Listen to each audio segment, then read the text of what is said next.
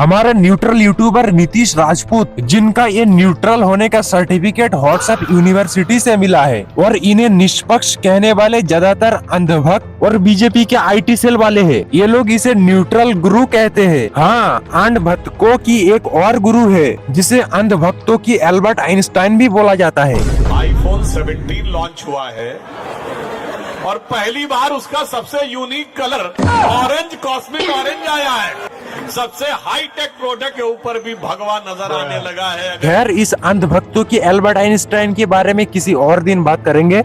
आज हम निष्पक्ष न्यूट्रल नीतीश राजपूत को देखेंगे कि ये आखिर कितना न्यूट्रल है और इसके वीडियो कितना निष्पक्ष होते हैं। निष्पक्ष होने का नाटक नीतीश बहुत बढ़िया करते हैं। अरविंद केजरीवाल के ऊपर पूरा 1 घंटे की डॉक्यूमेंट्री वीडियो डाला था हमारे न्यूट्रल गुरु ने। उस वीडियो पे इसने ऐसे एक्सप्लेन किया था जैसे कि पूरा केसेस इसने सुलझा दिया था, एकदम मक्खन की तरह। पर उस वीडियो में ऐसा कोई भी सॉलिड प्रूफ नहीं था, बस ईडी के चार्जशीट और वही फेक न्यूज आर्टिकल जिसे कंट्रोल करता था इसके पाव मोदी। एक दिन मनीष सिसोदिया और ये लोग मिलते हैं और होटल के बिजनेस सेंटर वाले एरिया में ये लोग इकट्ठे होके डिस्कशन वगैरह कर रहे थे। और उस डिस्कशन पे अरविंद केजरीवाल कहते हैं, नीतीश दल्ले तेरी गांड पे बल्ले बल्ले। नीतीश राजपूत ने उस वीडियो पर जितना भी आर्टिकल के यूज किया था, उनमें से ज्यादातर आर्टिकल की कोई सच्चाई नहीं है और बाकी कुछ इसके मन से बनाई हुई बातें।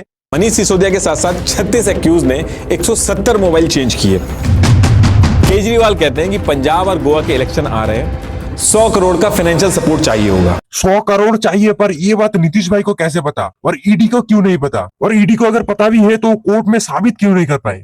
तो संजय सिंह के घर पे एक दिन मनीष सिसोदिया और ये लोग मिलते हैं और ईडी कहती है कि 2.2 करोड़ की डील फिक्स होती है। ईडी ने बस कहा था पर कुछ भी प्रूव नहीं कर पाए थे। और ऐसे ही बहुत सारे ब्लेम केजरीवाल पर किया था क्योंकि सामने दिल्ली में इलेक्शन था और सबको पता है कि ईडी को कंट्रोल कौन कर रहा था, इनके पापा मोदी। ये साउथ ग्रुप जो था इसका मेन पॉइंट ऑफ कांटेक्ट भी बन गया था और ये भी अरविंद केजरीवाल से मिलना चाह रहा था, लेकिन ये केजरीवाल से डायरेक्ट तो नहीं मिल पाता है। लेकिन ईडी के स्टेटमेंट के हिसाब से विजय नायर के फोन से इसका फेस टाइम कराया गया था और उस कॉल में अरविंद केजरीवाल कहते हैं, Vijay is my boy and you should trust him and continue to work with him. वहाँ पर ईडी ने केजरीवाल पर बहुत सारे ब्लेम किया था और पूरे दिल्ली का इलेक्शन इसी मुद्दे पर लड़ा गया। के बाद अक्टूबर 2023 से लेकर मार्च 2024 तक इन 6 महीनों के बीच में टोटल 9 समन भेजती है ईडी, लेकिन केजरीवाल जाते नहीं है। वो कहते हैं कि बीजेपी ये सारे समन भिजवा रही है, क्योंकि केजरीवाल को पता था कि ईडी को कौन कंट्रोल कर रहा है, मीडिया को कौन कंट्रोल करता है। इन सारी चीजों के पीछे हमारे फेकू जी बैठे हैं कि 12% प्रॉफिट तो हम कर रहे हैं, लेकिन इसमें से आपको 6% जो होगा वो हमें बैक चैनल से वापस करना होगा हमारे इलेक्शन के लिए।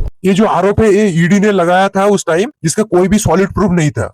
इतने सारे क्लिप यूज करने का और इतने सारे बात बताने का मेरा सिर्फ एक ही मकसद है कि अगर 100% सॉलिड प्रूफ के बिना तुम 1 घंटे की डॉक्यूमेंट्री वीडियो डाल सकते हो तो तुमने वोट चोरी पर वीडियो क्यों नहीं डाली, और ऐसे क्या मजबूरी रही होगी जिसके कारण तुम्हारे कमेंट सेक्शन में से वोट चोरी के वर्ड हटाना पड़ा। जहाँ पर वोट चोरी के केसेस में राहुल गांधी ने बहुत सारे प्रूफ दिए थे और इलेक्शन कमीशन से सीसीटीवी फुटेज मांगा था कांग्रेस ने, और बीजेपी के तीसरे दलाल इलेक्शन कमीशन ये कहते हुए मना कर दिया था कि हमारे माताओं, बहनों और बहुओं की सीसीटीवी वीडियो चुनाव आयोग को साझा करनी चाहिए। क्या अपनी माताओं, बहुओं, बेटियों सहित किसी भी मतदाता की सीसीटीवी वीडियो चुनाव आयोग को साझा करनी चाहिए क्या? बात तो ऐसे कर रहे हैं जैसे इसकी माँ बहन गए थे होटल वोट डालने। और वोट चोरी के केस में अंधभक्तों और बीजेपी के आईटी सेल वाले कह रहे थे, हमारे न्यूट्रल गुरु बिना सॉलिड प्रूफ के किसी भी मुद्दों पर वीडियो नहीं बनाते, हमारे न्यूट्रल गुरु जो भी बोलते हैं 100% प्रूफ के साथ बोलते हैं। तो फिर मेरा सवाल है उन अंधभक्तों से कि अगर तुम्हारे पापा, सॉरी न्यूट्रल गुरु, पापा तो ये है, अगर तुम्हारे न्यूट्रल गुरु बिना सॉलिड प्रूफ के वीडियो नहीं बनाते तो फिर अरविंद केजरीवाल पर 1 घंटे की डॉक्यूमेंट्री वीडियो क्यों बनाई बिना सॉलिड प्रूफ के?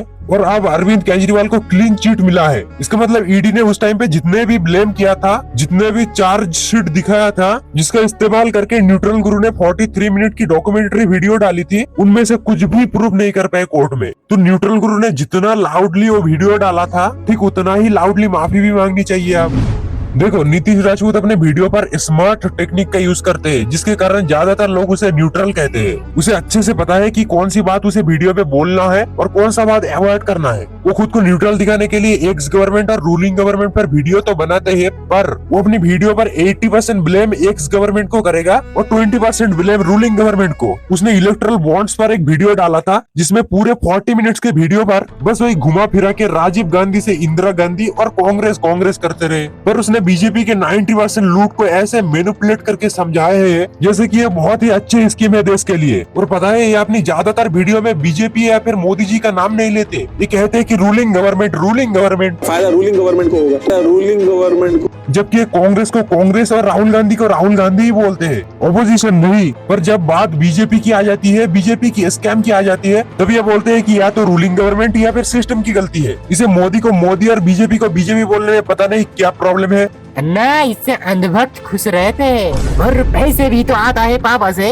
इसकी एक और वीडियो है जिस पर इसने इंडिया की दलाल मीडिया के बारे में बात किया था कि कैसे हमारे इंडियन मीडिया गवर्नमेंट के पास बिक जाते हैं। उस वीडियो पर भी अपनी पाव की पार्टी को कैसे सपोर्ट कर रहे थे, देखो। लोकसभा इलेक्शंस के टाइम पे पीएम मोदी के मॉडल कोड ऑफ कंडक्ट को वॉयलेट करने पे खबरें चलाना स्टार्ट कर दी थी। और फिर जब 2019 में गवर्नमेंट जीत के आई तो times of India, the Hindu, economic times, the telegraph और एबीपी, जिसको आनंदा बाजार पत्रिका कहते हैं, ऐसे न्यूज़पेपर के एडवर्टीजमेंट बंद कर दिए थे। ये कहना था अधीर रंजन चौधरी का, जो कांग्रेस के लीडर थे। अधीर रंजन चौधरी ने लोकसभा में खड़े होकर बोला कि नीतीश के उस वीडियो पर इस पार्ट तक तो सब सही चल रहा था, पर इसके बाद हमारे न्यूट्रल यूट्यूबर अधीर रंजन चौधरी की इस बात को प्रूफ करने के बजाय कांग्रेस की पुराना गलतियां निकालना शुरू कर दिया कि कैसे कांग्रेस पहले मीडिया को खरीदते थे, कैसे करोड़ों रुपया मीडिया को दिया जाता था। मतलब 20% ब्लेम मोदी गवर्नमेंट को और बाकी 80% ब्लेम कांग्रेस को। कैसे कांग्रेस ने ये किया था, वो किया था। इसे कहते हैं नीतीश राजपूत की स्मार्ट टेक्निक, जिससे अंधभक्त को भी खुश और खुद को न्यूट्रल होने का सर्टिफिकेट भी मिल जाता है।